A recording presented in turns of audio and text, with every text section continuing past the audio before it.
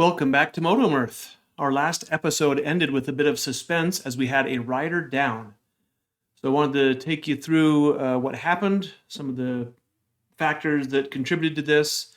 I do try to be a student of motorcycling techniques and skills and always try to improve myself, and just hoping this can also help any viewers who may also be able to learn from this. Several factors played together, and while I'm not a professional crash analyst, I think we can put together enough information to learn from this and hopefully avoid similar issues. So here we go. We're going to walk through it as to what happened. So as we started off that day, this was going to be our last day to get to Austin, Texas for the Moto GP races. The last thing we had said to each other was that we didn't need to go out of our way to get to a gas station because we had a little bit left, but we were basically going to stop at the first gas station we saw and fill up in order to get a good start to the day. And that's where we left off. We did not have our helmet communications together. And as we're driving along the road here, we do see where the beginning of the issue starts. I was the first one to notice the gas station coming up. I was in the lead. And then the Vulcan 900 was right behind. I had started to slow down and then pulled into the gas station as I noticed it. I had signaled what I thought was plenty in advance. And I pulled in, and then behind me I heard a loud metal scraping on asphalt sound and looked in my rear view and saw my riding companion down on the ground. So obviously my heart sunk at that point, pulled over immediately, made sure he was okay, which he was, although quite dazed, and then got the bike up and out of harm's way as well after we got him out of harm's way. Thankfully, he's wise enough to wear full protective gear, and this did serve him very well. There was certainly some damage to the gear, but it did its job and protected him from any major harm. So some of the background factors that go into this, of course, are different types of motorcycles and different rider experience, along with behaviors of each rider on this trip. I am the more experienced of the two, with riding for only about 4 years, though, and about 13 to 15,000 miles on my motorcycle. My riding companion is newer. He had already passed his 2,000 mile mark on this trip. And to his credit, he'd been doing an awful lot of parking lot drills and skills training and everything else. So neither one of us would have had him come on this trip if either one of us thought he weren't fully capable of it. But there's a little bit of a factor there. I want to start more with my personal responsibility.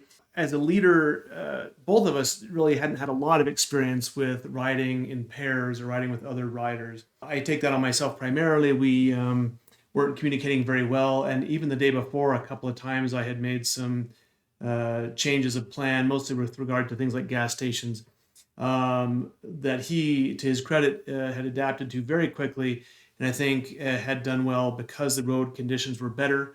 We did hit some gravel on this one, which led to some of the issue here. So being a better leader would have been one clear way to prevent this. As I mentioned, I had slowed down quite a bit, knowing that I had done that to him the day before and was trying to do better. I had signaled well in advance, but there was a bit of a misperception.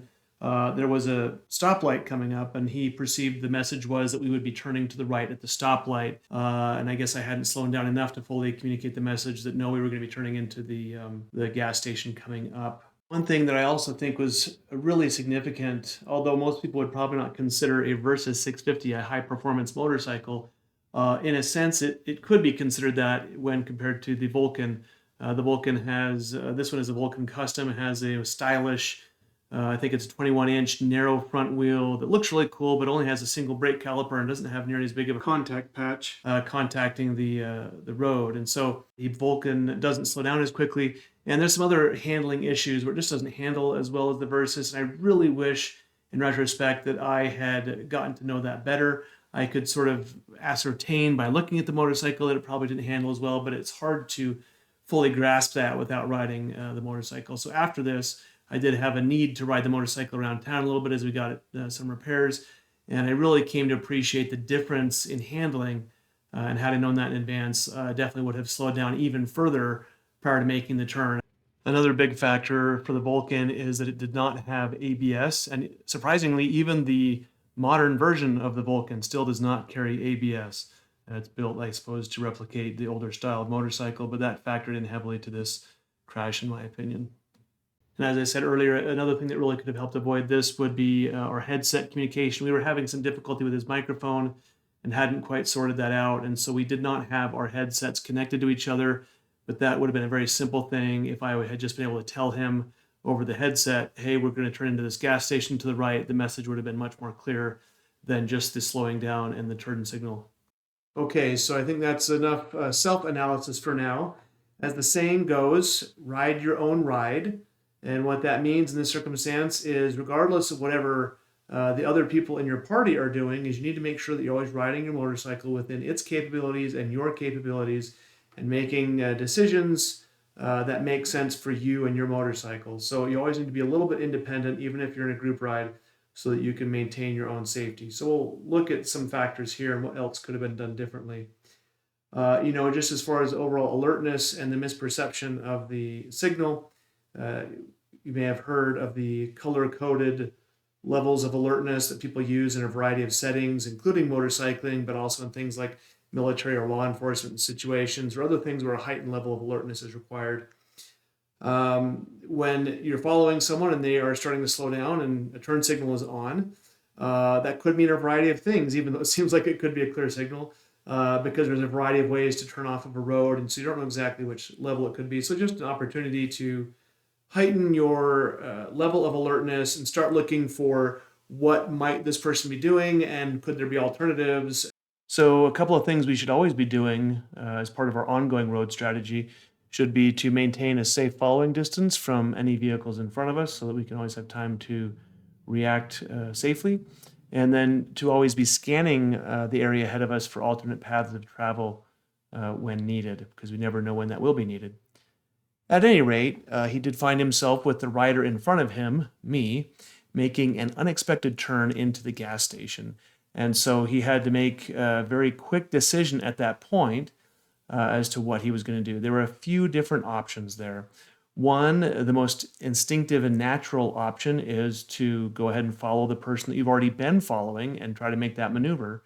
It seems like it should be fine, right? I just made that maneuver, and so he should be able to do so as well. But we've already talked about the difference in bike handling characteristics. So there's that choice, and that's the choice that he took. The other choices might be something like just slow down and begin reassessing without making that turn, because you can always slow down and pull to the side of the road to reassess. You can go around the block. You could make a U-turn. Or in this case, if you look at the site, there's actually a second entrance into this gas station parking lot. Both of these entrance areas are big cement entrances that are easily large enough for two-way traffic. And the rider could have had just an extra 20 yards or so of braking distance, which would have been more than enough in this circumstance to slow down to a safer speed. So he did try to go ahead and make that turn. So it resulted in kind of a combination of a 90-degree turn with emergency braking. That's kind of a higher risk combo. And unfortunately, there was some gravel at the entrance site, and the rear tire hit that. And as he's applying this emergency braking force without ABS, from what I can tell, the rear brake locked up and left a big skid mark along the asphalt there. And there's also another little groove where the rear brake lever was digging a groove into the asphalt as well, which ultimately broke it off. If he'd had ABS, as I believe all bikes should have, he probably would not have gone down, in my opinion. I think that would have kept the bike upright, as the rear wheel would not have locked up. And he might not have made the turn, although he really didn't make the turn anyway. He went straight. Essentially, once he went on the right side, he kind of continued straight. But if he stayed upright without that skid, he might have ended up in the grass, as you can see in that area there. But an upright motorcycle in the grass is still far more controllable than a motorcycle that has already been laid down and is skidding along the road. At any rate, I'm definitely not trying to cast aspersions or be overly judgmental. This can happen to anybody, and I have myself done a fairly similar tip over to the right side while trying to slow down over a kind of a dirt and gravel road up in the mountains. It can happen when, as soon as you kind of lose traction on the rear side, it tends to go out and you go down on the right side. So that's kind of a standard low side crash. But just trying to look at this in a way that we might be able to learn anything from it whenever an incident like this happens. I think it's a wasted opportunity if you don't evaluate it and learn from what happened. There's several ways that this could have been avoided, like I've talked about, with giving clearer messages or having better communications, slowing down well in advance, had I better understand the handling capabilities of his motorcycle. And then on his side, really being more alert and leaving a little bit more following distance to ascertain what's going on, and riding your own ride, not necessarily immediately following the person in front of you. If they're making a maneuver that you don't think you can make, you still have to make decisions that are best for you. And then finally, and possibly even most importantly, I really think if his motorcycle had ABS, this probably would not have happened at all. So the right peg has been bent up. There's some cosmetic damage on the side. See, the bag has some damage, and then functionally this rear brake lever here now has snapped off from its connection there. So thankfully he was ultimately okay. He wasn't particularly roadworthy, nor was his bike at the time, with no rear brake lever. So we waited for him to kind of recover from his concussion and rode back to the hotel, which was only about 1.5 miles down the road from where we started. I was able to go ahead and get the bike fixed at a place called the Pit Stop Cycle Shop in Lubbock. I highly recommend it. They took care of us right away. They were very empathetic to our situation.